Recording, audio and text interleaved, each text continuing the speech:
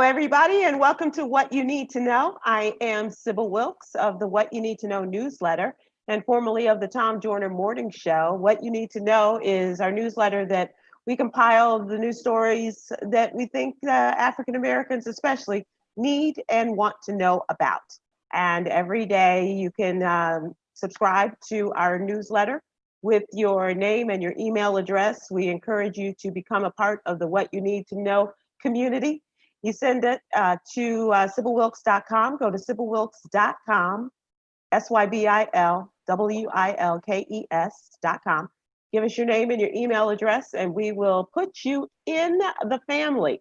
And every weekday morning between Monday through Friday, I should say, you will receive that newsletter and encourage you to jump on board and to be a part of us. We absolutely have learned so much over the years of working with Tom Joyner, and we brought that to the What You Need to Know newsletter, including stories and headlines that super serve the African American community, as well as a wellness corner. We have the Little No Black History Fact, and we have as well HBCU corner. And all of that is something that if you listened to a minute of the Tom Joyner Morning Show ever, then you know that was very important to him and to the show. As we continue this week, as we join our YouTube family and going live on YouTube as well as Facebook, and we welcome our good friend Guy Torry and say hello, Mr. Torry. How you doing? You know, Guy Torry in the place to be, got kicked out of Trump University. They still ain't let me back in. And do you expelled? Okay, and that is a badge of honor, may I say. I wouldn't grab by the hoo-ha. Drinking coffee. What is the mug? Oh, the mug? Can you see it? Can you see it? What up, Guy? Yes, I know. Normally, I have my collection of Starbucks mugs that I usually collect from different countries or different cities. They have a uniform mug that they make. And I normally drink out of them, like depending on how I want to feel. Sure. When I drink that coffee, whether it be LA, St. Louis, Chicago, Rio de Janeiro. But I'm kind of a little sideways at Starbucks right now. Oh yeah. And I'm thinking about getting rid of all my mugs, to be quite honest. Are you serious? It's come to that. Wow. It's come to that because their latest faux pas of telling their employees not to wear Black Lives Matter gear and stuff like that. Right. And it's just kind of like, okay, you had the sensitivity training last year, okay? Yeah. Which I was mad at too, because you only chose 24 hours to do that. Right. Like 400 years in 24 hours is like, come on, really? That's not it. And the only reason why I went back, honestly, to Starbucks is because of Melody Hobson, who did Money Mondays with us. And I was like, you know what? Boom, I rock with her. So if she says go back, and I went back. And I'm not sure if she was behind the latest their retraction, right? Which I'm probably sure she was. And I'm like, yo, she probably set them straight. Like, look, what are you doing? Because they supported the LGBTQ community, right? Which was great. And then, but why not Black Lives Matter? And they, the whole, we don't support political views. That's not political. That's human rights. Exactly. That's human rights. So now I'm like, wait a minute, you just had this PR nightmare just about a little over a year ago, and now again with this. So I'm like, okay, first time, shame on you. Second time, shame on me. And now I'm like, you know what? So I think I'm gonna replace my Starbucks, because that's what we got to start doing. We got to start, and I apologize if they're a potential sponsor and things like that. I understand that, but it's just the fact that we got to start hitting these companies and these corporations in the pocket. Yeah. We got to start. Our black dollars mean way too much for us to continue to support people, knowingly support people who don't care about us. And so, Home Depot is on that list for me as well. I go to Lowe's. Lowe's got a black CEO. So I'll go to Lowe's. And some of these other companies that I'm going to stop just supporting, because I work hard for my money. Not in the last 3 months, because and we'll talk about that. there's been no money because there's no stand up. But yeah, so now I'm gonna go back to my regular mugs and take all my Starbucks mugs down. look for that post, and on my IG and probably on my on my Facebook as well. And yeah, so now what a guy. Yeah, what a guy. So you've given me something to think about, because I too used to collect all of the Starbucks mugs from around the world and around the country. Yeah. And I got a really nice collection, especially from the early years when they were really quite artistic. A lot of them were, right? But you've given me something to think about, because I do love a good cup of Starbucks, but definitely. Oh, who was it? Somebody was starting their own coffee company. It was a Black coffee. I think there is a couple of black coffee companies. Yeah, but there was a comedian, gosh, out of Atlanta or Detroit. Where is he from? Anyway, he was starting his own black coffee company, and but you're absolutely right. Like Robert De Niro's ex-wife, Grace Hightower. Remember, she had a black coffee company bringing the beans out of Africa and what have you. Wow. So there are a number of people out there, and We Buy Black can always find a company that does that. Right, and you know they're closing 400 stores. Yeah. And why not have them, take our dollars away? They may close another 400. Yeah. To be quite honest, and like where I live right now, there's 4 within 5 minutes walking distance from me. That's crazy. 4. Yeah. 4. So, and I got an espresso machine anyway, so I'm good. You're good. I'm good. And the Starbucks mugs were pretty nice because they're a nice size. Yeah. It's a nice. Yeah, you can get a really decent cup of coffee. Yeah. Exactly. Yeah. So what I'm thinking about doing is taking them. Well, I know I'm taking them down. That's a fact. And maybe selling them. Put them on Facebook Market or something, selling them, and donating that money to a Black Lives Matter cause. Oh, good for you. So instead of just putting them in a box and putting them away, okay, y'all can have the mugs, but that money will go toward the Black Lives Matter cause. And good for you. That's what I decided to do. And somebody has messaged in that Kim Fields also sells coffee. That's right up here. Really? That's one of your neighbors. Yeah. Yeah. Love Kim Fields and her mom, Chip Fields, very, very talented actresses and acting coaches. Yes, absolutely. So we want to support our own, and that's a good. And Alexa Fields, let's not forget the that's right. I love following her, by the way, Alexis, and I think that she's delightful, and she's got a great sense of style, great energy too. Yeah. The whole family, great energy. Yeah. She's not. Chip Fields is not the Chip Fields from Good Times, y'all. She's not. Yeah, that's why you know she's a great actress, because she played it really well. But in real life, she's a sweetheart. The guy, almost 50 years later, we still recoil when we think about. Yeah, man. No, mama. So here we are, what you need to know, and we're already jumping into the topics and talking with our friend Guy Torry from the Tom Jordan Morning Show Funny Chair, and with us every Monday, as a matter of fact, on the TJMS. So, Guy, what are your thoughts on what's going on in Atlanta in the wake of the Rayshard Brooks murder? It's funny. Go ahead. I'm sorry. No, go ahead. When I first saw it, I saw it over the weekend, and I was in playing the comedy club, and I mentioned it on stage, right? Because I saw the video at first before it was broken down. I saw the police chief, the GBI said that they hadn't enhanced the video yet, but they were looking at it and what it looked like. He turned around and pointed. So I said on stage, I said, hey, we're marching, but you can't, even though the officers are at fault. I didn't see the whole video. I just saw him running the tussle, and he handled those cops. I was a little proud of him. I ain't gonna lie. I was like, proud he handled them cops. And then and I mentioned it on stage that, man, you can't turn around and do that. But then when I looked at the entire video, right, and really looked at the whole incident, what happened before it happened, and I was like, man, it wasn't supposed to end like that, And the officers, he was very nice, very respectful, making great conversation, and they could have given him a ride home. I've heard cops do that before.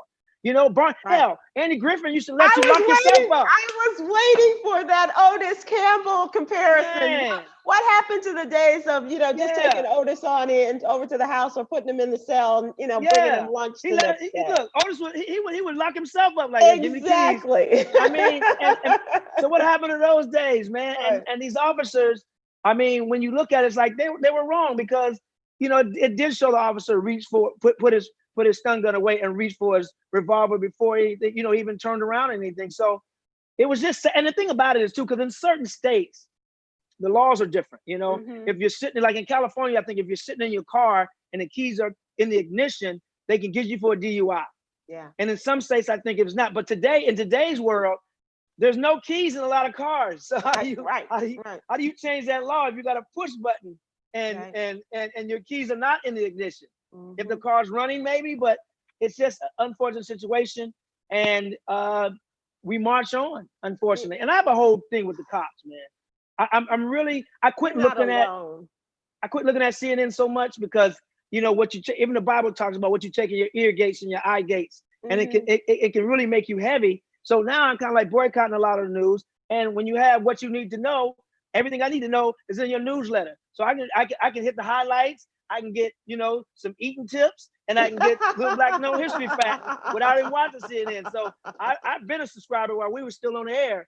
And what I need to know is in that newsletter, because I don't need to sit and watch hours and hours of the same thing. And because sometimes you get tired of Republicans going at it, the Democrats going at it, Trump going at it. Then you turn on ESPN and they didn't put a sports tie into what's going on. It's like enough. So what I need to know is right in your newsletter. Thank you so much. I appreciate that, Guy. You're absolutely right. There is an overload, and talking about issues that we have with the cops. Today in the Rose Garden, Donald Trump signed an executive order regarding police actions. And one of the topics, of course, that has been for the last 3 weeks, that has just been such a hot topic, is the chokehold, the knee in the neck, and in his executive order, it does not ban the chokehold. It says they do not encourage the use of the chokehold if the police officer feels endangered in any way, like his life is at risk. Right. They always say that. So, and that's a continuation in this executive order. So it really didn't do anything, obviously. It was an interesting moment for him regarding, especially with, you can see that he is gearing up for the campaign to get it back out on the road. And he was really geared up for aiming for that African-American audience today. We did not see them, but a number of family members of victims of police brutality in terms of murders and abuse and what have you, were there in the Oval Office to meet with Donald Trump before he went outside to the Rose Garden. And Ahmaud Arbery's family was a part of it. Tatiana Jefferson, who was killed here in Fort Worth by the police, as well as Botham Jean, who was killed by the policewoman in his own apartment in Dallas. So they were, and there was a long list of families as well that were there. But it was really interesting that he just went off onto the whole campaign thing and saying that what they put into this executive order is exactly what the Obama administration, naming Joe Biden, did not do. And it's not true, because the Obama administration— Are you surprised?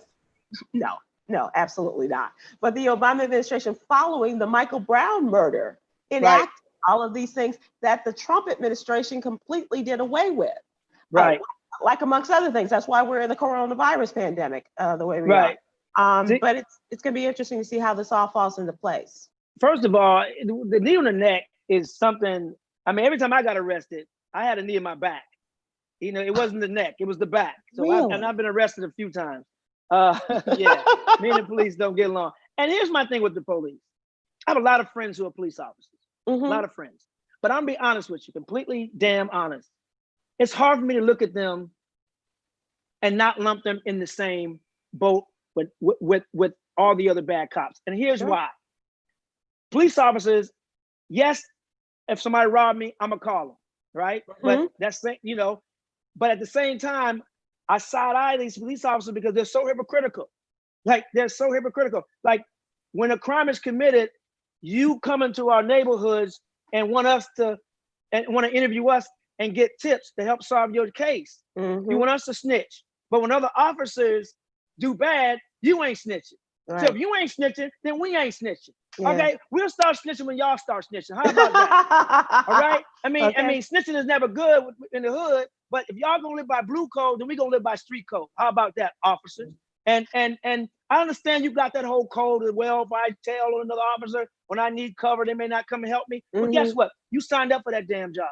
When you went to that job, you knew what that job entailed. When you last I heard, they wasn't drafting police officers. You know it's a dangerous job. I pray for police officers, all of them, good and bad.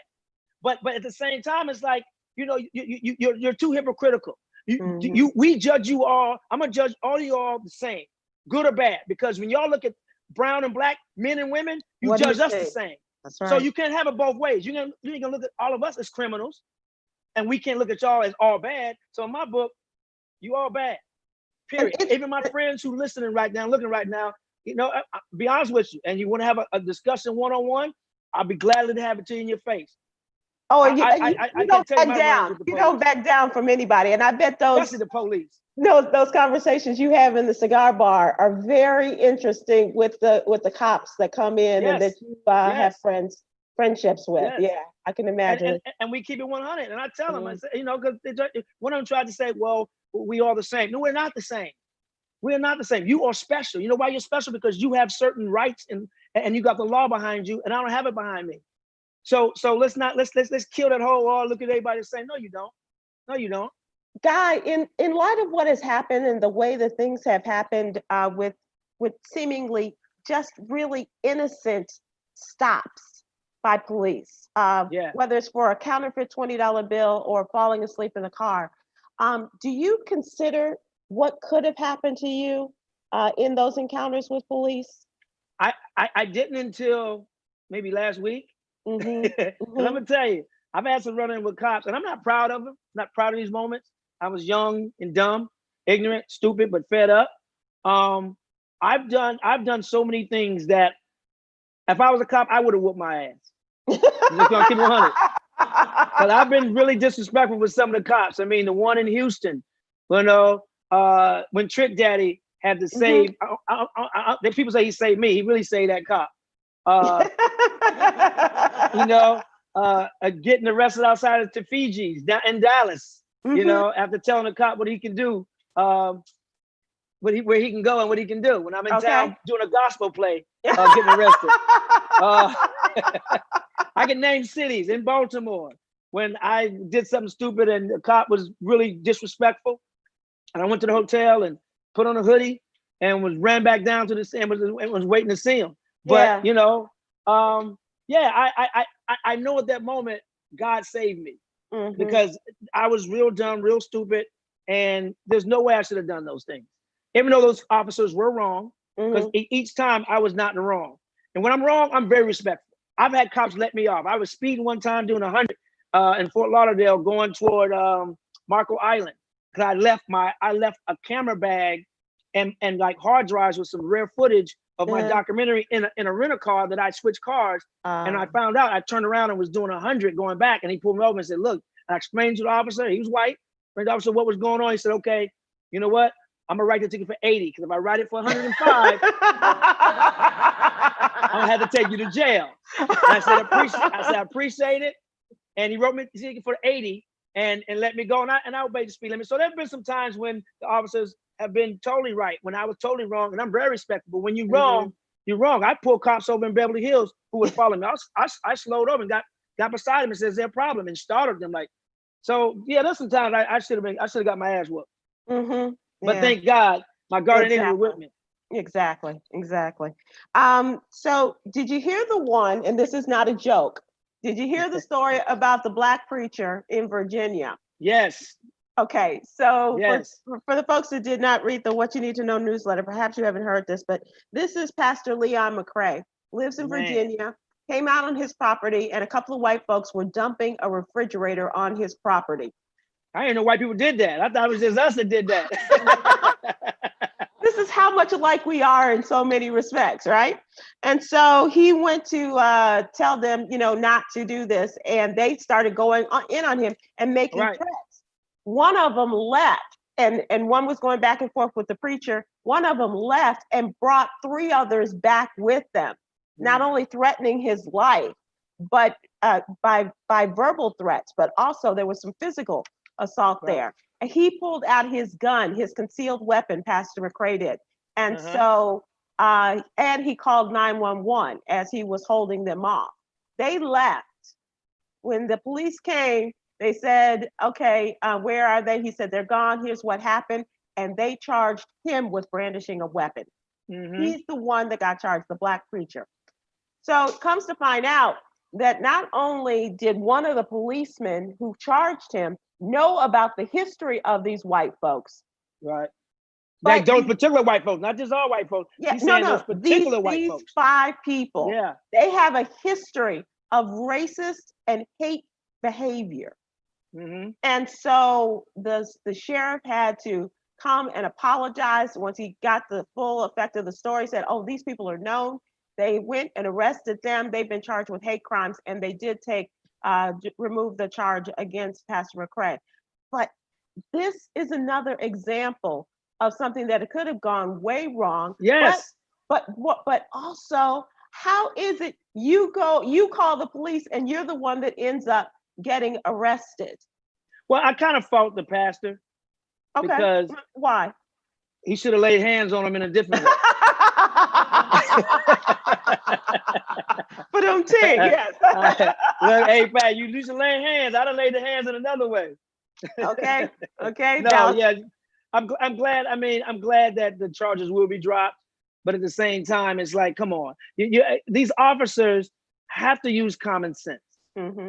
They have to use common sense. And sometimes the thing that kills me about police officers, in all these videos that we see, it seems like they're trained to say, stop resisting. And we see clearly a lot of times the person is not resisting. They've been saying it, and they're trained, stop resisting, stop resisting. Like that, like, no offense to the autistic community, but remember Rain Man? It's like it's like they got the same cadence. Stop resisting, stop resisting. Like they can't stop, or they got Tourette's. Stop resisting, stop resisting, stop resisting, stop resisting.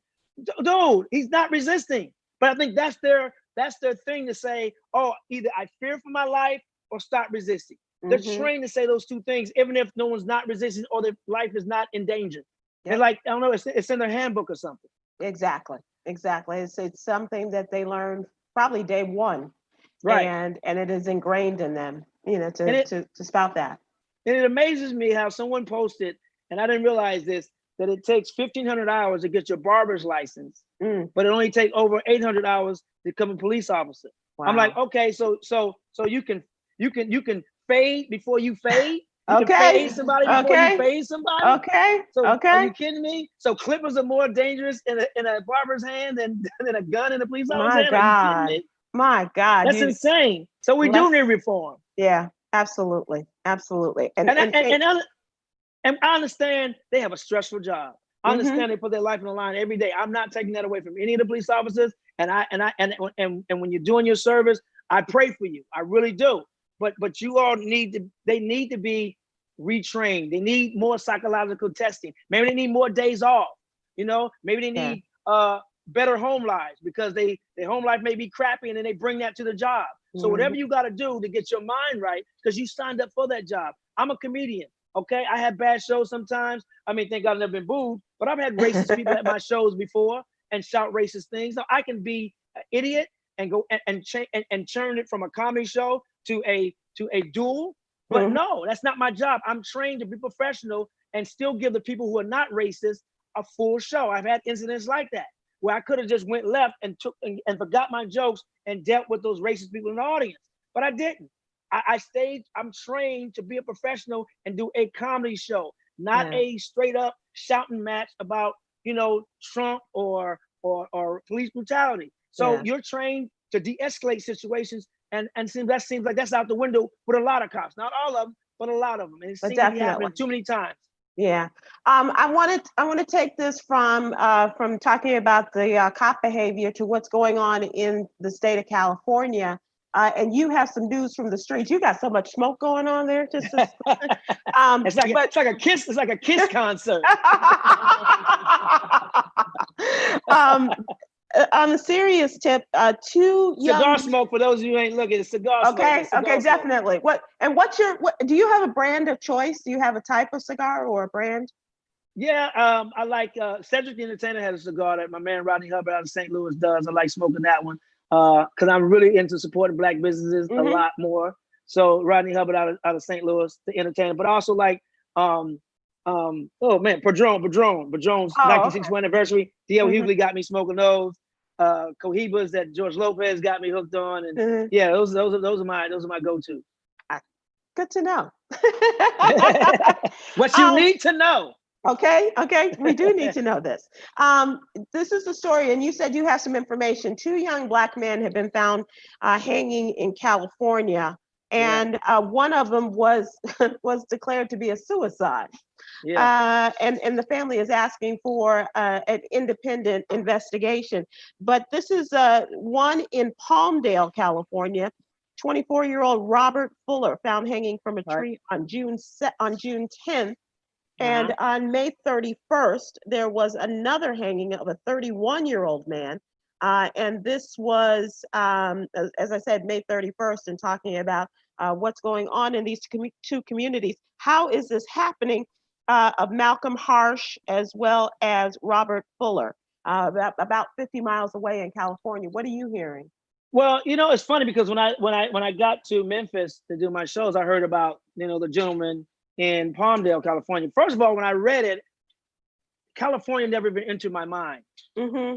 I mean, and no disrespect to these states, but I figured Georgia, Alabama, Tennessee, but not in California. And then and then in Palmdale is in the Antelope Valley, which is actually where we shot the movie Life. We shot a lot of those scenes of life in the Antelope Valley. So I know Palmdale very well. And that's where they shot MASH too. I think Gunsmoke. And there's a Disney ranch out there. So it's really way out. I'm like, wow, that's in California. Then I heard the other one in Victorville. I'm like, are you kidding me? I mean, you don't, but the streets are talking because I wasn't in the cigar lounges, I wasn't in LA. So I had to make some phone calls and just like, what are the streets saying about, these hangings?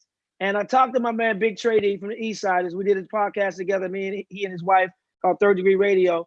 And he was saying, there are some people who are thinking about starting a Black militia.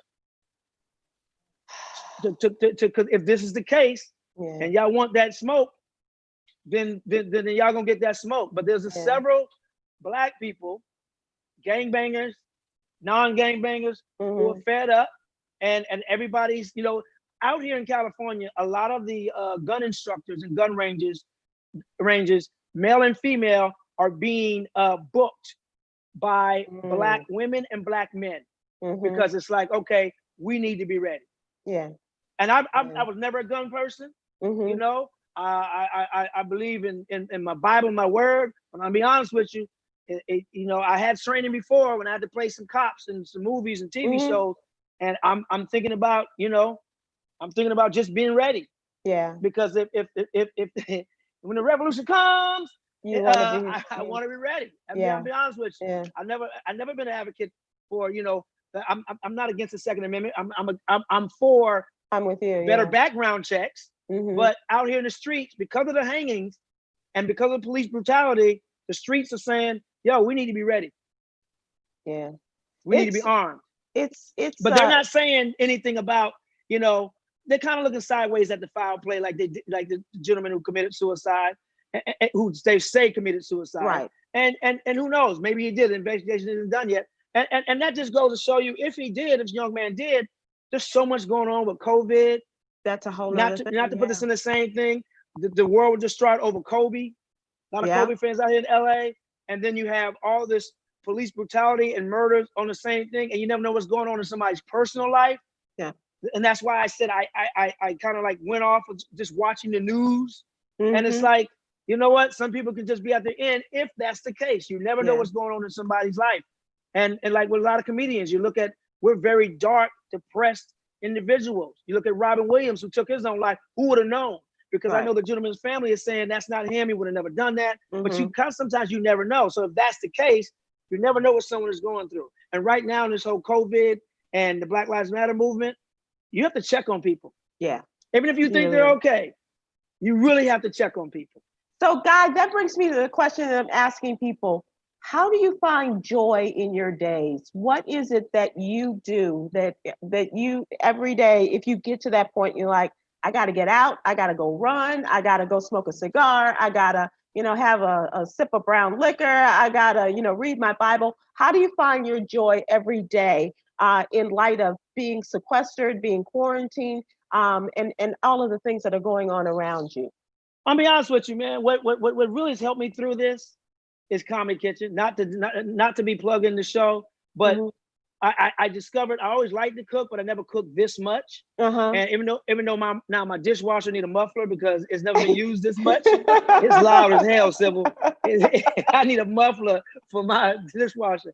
But cooking, and some days I'm like, I didn't do Taco Tuesdays a day because I got in too late last night, and I just didn't have time to really prep it right. And I'm all about prep, and I'm not going to give people just anything. Right. So I decided just to wait until Friday to do something, which I do Tuesdays and Fridays anyway. But people have inboxed me because there've been days like, man, this Comedy Kitchen thing really even people even care, and it's like God sends people. Thank you for doing Comedy Kitchen. I look forward to every Tuesday and Friday. It made me get through this quarantine. You have the DJs, Kid Capri. You have D Nice. You have DJ D-Rec. You have all these guys out here who are DJing and keeping us our spirits up. You have Shantae Moore, who does our Sunday, our Sunday music and singing and stuff. So we have these entertainers, and you found a home on social media to give the news out without us watching an infest of all these other news shows. You give us what we need to know. It's light, it's cool. We get to see Tom. We get to see, so these, let me tell you something. This COVID-19, this Kobe, situation, this Mr. Floyd and all these others, it wasn't a mistake. If this was a surprise to God, then we in trouble. Yeah. Then we in trouble because it all our distractions are off the stuff that we thought was important. Right. And now we're focused on what is important. And that's my silver lining that I found in this whole COVID-19 and the Black Lives Matter is that we're getting to what we need to be focused on. And it's human rights. It ain't the NBA, it ain't hockey. And we are the two biggest sports fans. So it ain't NHL, it ain't MLB, it ain't the Olympics, it ain't soccer, it ain't your local watering hole, it ain't your favorite cigar spot or the friends you thought was rocking with you. It's about focusing on what we need to do. So, and I don't want to go back to normal. I want to come out of this better. Forget normal. I want to be better. I want it all to be better when we come out of it, whatever all this is. So yes, people say 2020, WFTH or F, whatever. But at the same time, I'm looking for it from a spiritual realm. Like, okay, this is time for me to get myself together because I've lost 20 pounds since January, 12 within the COVID. I'm eating better. I'm not drinking as much. And I found my silver lining in all of this. Yeah, you really you're preaching there and preaching a truth, and I think you found a church home here, the people understanding where you're coming from, because I've heard people say, "Ooh, I'd love a do-over of 2020 because of all the things," and you mentioned Kobe at the beginning of the year, and to COVID and to George Floyd and all of these things that have happened, but I think that 2020 has served as a year of giving us a greater and a better perspective on life. And as you say, what's more important. And even to the point where a discussion that my executive producer and I have been having is, what if Donald Trump was elected to give us a reason to really have a new focus on what's important in our lives? And if you think in terms of all the things that have come about during his administration, and I'm not giving him credit for it, the things that he has done, but giving us an opportunity to find new focus and new importance in our lives. I have no question that I think that's why he was elected, to be honest, because God always gets the victory in the end. Yeah. And the storm that we're in, one of the quotes I have in my bathroom when I look in my mirror every morning and wash my face, is a quote I have that says, "Don't wait for the storm to pass. Learn how to dance in the rain." Yep.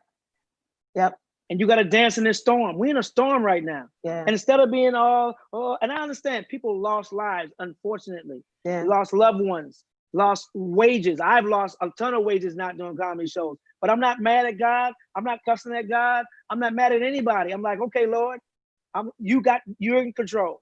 You got this. I started it's my idea, but a Bible study on Sundays. I started on Easter with my sister, my older sister, Roberta McWoods, who put a great Black Lives Matter march in Kirkwood, Missouri, that was covered on national news. Shout out to Roberta Torry, McWoods. I'm sorry, she's married, and my nephew who's over in Budapest playing soccer. So we do a FaceTime Bible study every Sunday with my little sister, with my niece, my sister's daughter, on every Sunday. So because I tried to go back to church, but they were closed. So I tried to get my life to Christ, but he gave it right back. Like, no, nigga, the doors of the church are closed. I mean, you know when they close the doors of the church, when preachers ain't begging for money, it's served. It's served. I love that idea, though. Your Bible study with your family like that. Yeah. Yeah, and it's just family. It's just us. We have this Bible study guide that we downloaded on our iPads, and we read it before, and we go over it, we highlight, we take notes, we discuss it, and it's made me a better person. Right. Some days, I backslide when Joe calls me. But anyway, that's another story. Down, devil. Satan be trying to get in. He's trying to get in and push my buttons. No, Joe, not today. But what would your mama say about that? Look, she's trying to throw holy water on Joe. Now, holy water be like, no, we good. And that's my mom. My mom's cure for everything is everything happens. It's like when Ferguson happened and they were breaking into homes. I said, Mom, they breaking into homes. You should go stay with, my sister Roberta across town. Like, I ain't scared. I got my holy water. I got my rosary and my baseball bat. I'm like, this nigga, not vampires. So then coronavirus, I'm like, Mom, you can stay inside. Coronavirus. I said, I ain't scared. I got my holy water, my Bible, and my apple cider vinegar. Like, come on. Apple cider vinegar ain't gonna cure every damn thing, but she swear by the apple cider vinegar. Okay, I'm not mad at your mama. Guy, you have so many great stories and things to talk about. I want to talk about, you mentioned the Comedy Kitchen. You are not going to be doing Taco Tuesday so much, but you are going to focus on Comedy Kitchen on Fridays. Right, yeah. We've had some great guests on our show already, from Shante Moore to Lavelle Crawford to Rudy Rush. Was great. Claudia Jordan. My little sister came on last Tuesday, and we had a great banter. Michelle Turner from Entertainment Tonight, actress Jasmine Lewis. We've had Cedric pop into the live and not cook, but he popped in. Tiffany Harrison's tuned in and looked. I invited you. You got an open stove whenever you want to come into the Comedy Kitchen. I invited Sherry Shepard into the Comedy Kitchen. We got a lot of good guests up and coming and have done the show already. It's like I said, it's made me eat better because on the road, I think COVID-19 probably saved my life. And I tell you this, I'm on the road 40 weeks a year, almost 300 shows a year. I drink for free. Okay. That's about 4 shots a show. So take 300 shows a year, 4 shots a show. That's pretty unhealthy. I eat fast food because I'm on the road. I eat late. You're stressing over flying, stressing over the shows. Not to mention you eating comedy club food with fried chicken and wings. And it's hard to say no to fried chicken wings and fries. So all that, man, was like, at 51, that ain't good. Yeah. So this shutdown has made me realize the stuff I really didn't need in my life. And it was all that alcohol, or all that bad fast food or fried foods or whatever. So no, I'm not a vegan, but I'm veganish on certain weeks. I do a vegan week, but I ain't giving up my meat. Okay. I don't care what you say, Jackie Reed, Tom Jonah, because Jackie Reed is a vegan vigilante. Yes. She will hunt you down. Oh my God. Police. Oh my God. So you mentioned being on the road, and I was stunned. When I was checking your social media and you were back on the road. First thing was you were in an Uber. That's the first thing that I saw. You were in an Uber with a Black driver who was playing the country music. Okay. Yeah. Like, oh my God, he is back out on the road. And then you did all of the things that we've not been able to do. Take an Uber, go to the gym and be in a comedy club. Take us through this. How did it all work? Well, I did Memphis in Chuckles Comedy Club, a black-owned comedy club in Memphis, Tennessee. I was supposed to do that club the week everything shut down. Like they canceled the show that week, and the gentleman was going to still bring me out and was like, you know what, people may not come out because of everything shut down, but I'll pay you the same money. And I was like, you know what, I appreciate that, and that was love, but I don't want to put those people at risk. And technically, I don't know if I want to put myself at risk because that was still new. No one knew about, we weren't talking about masks back then. We weren't talking about wash your hands and all this stuff. So it was new. It's almost like when AIDS first came out, no one knew how you can get it or not get it. If you can sit on toilet seat, you can get it. So you're uneducated, we're ignorant about what to do. So they called me back, a couple of weeks ago and asked me if I wanted to do it. And I'm like, okay, I've been doing my herbs. I've been, taking precautions and things like that. And they've taken the necessary precautions with social distancing the club, being extra careful, wiping everything down. And I said, you know what, if as a Christian, as a praying man, I just got to trust. I got to trust that everything, that I've been doing the right thing and God's going to protect me. And the club is doing, plus it's a black owned club. So, but the thing about it is a lot of clubs what's going to have to do is half the room. Like the room holds 400, they're going to do 150 to 200 because they get to space everything out. The club was sure that they had that happening. People had to come in with masks. They had the temperature check. When you walked in, they checked everybody's temperature. If it was too high, you can't come in. You have a mask on, you got to have a mask on. Now you can take it off because you got to eat and drink, but at the same time, it's very respectful, very, very, and I brought my own microphone because that microphone, and I thought about this for years because that microphone, the things comics do to microphones. Right. The places that they put it. The places they put it. And when you grab a microphone at a comedy club, the smell from the women, you can see the lipstick on the actual head of the microphone. And then sometimes when you're doing comedy, your lip may touch your lip. Yeah. Your tongue. And you're like, that comic, you know how much DNA is on that microphone? Yes. It's a lot of DNA. So I brought my own microphone and I wiped the cord down and the thing down and we had a good time. The audiences in Memphis came out. They were great. They were lovely, great energy, respectful. And it was a lot of fun. But the Uber thing was I was going to rent a car. Right? But I got in late on Wednesday. And because of, the curfews, the rental car place was shut down. They shut down at 9. So I had to get an Uber to the hotel, and I had to get an Uber back to the hotel. Back to the airport to pick up my rental car. So when I was in the truck with that guy, he was playing country music. I'm like, man, the police got y'all shook. You playing country music? And he was playing some Dwight Yoakam and I was like, wow. So so I did the Uber thing, but then I wanted to rent a car because who knows if all the Uber drivers are really sanitizing their cars. Right.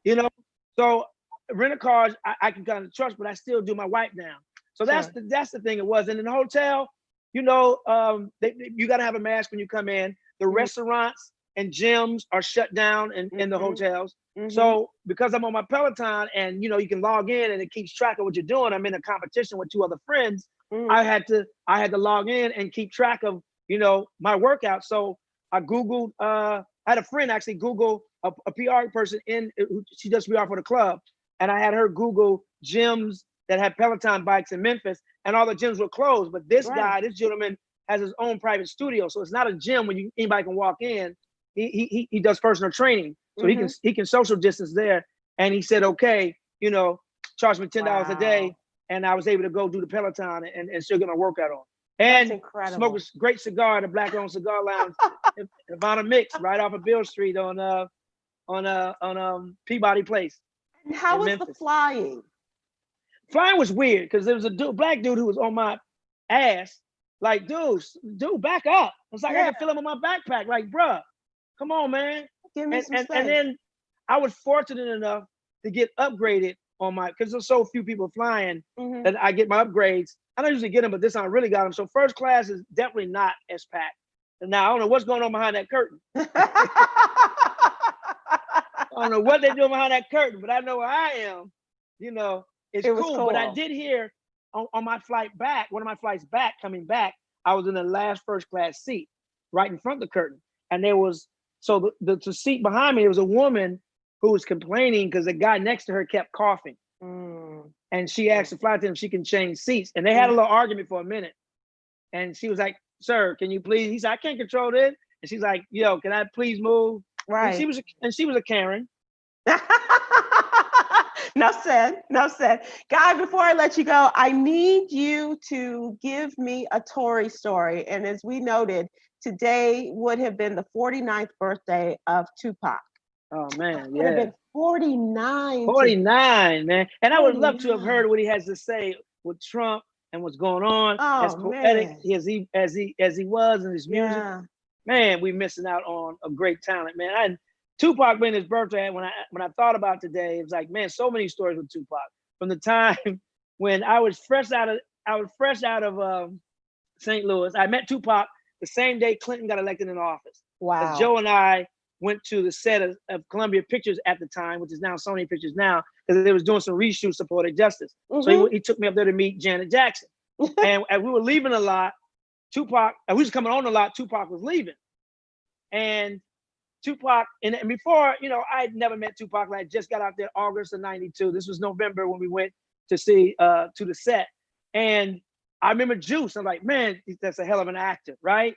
Because he played that role in Juice. Right. And then as he was leaving and we bumped into each other, he and Joe was talking about, he had this case when he went, one of the instances he went to jail for. And he was somehow going getting them Negroes. And man, we're gonna ride on them, man. He was all amped up like he gets, right? And Joe's like, "No, man, you're a celebrity now. You can't do that. You go get it done. Get somebody else to do that." But he went off on them tangents, and I was like, "Oh, he wasn't acting in Juice. That was real. That's who he is." So flip to about a few years, and a few months later, it was actually about a week before Poetic Justice came out. I was hosting a open mic hip hop night, right? And on Sunset Strip. And Tupac used to always come because he was scouting new up and coming hip hop artists. So I don't know what camera crew was in there. It wasn't somebody's personal camera crew or whatever. But Tupac was in there. Poetic Justice was coming out the next week.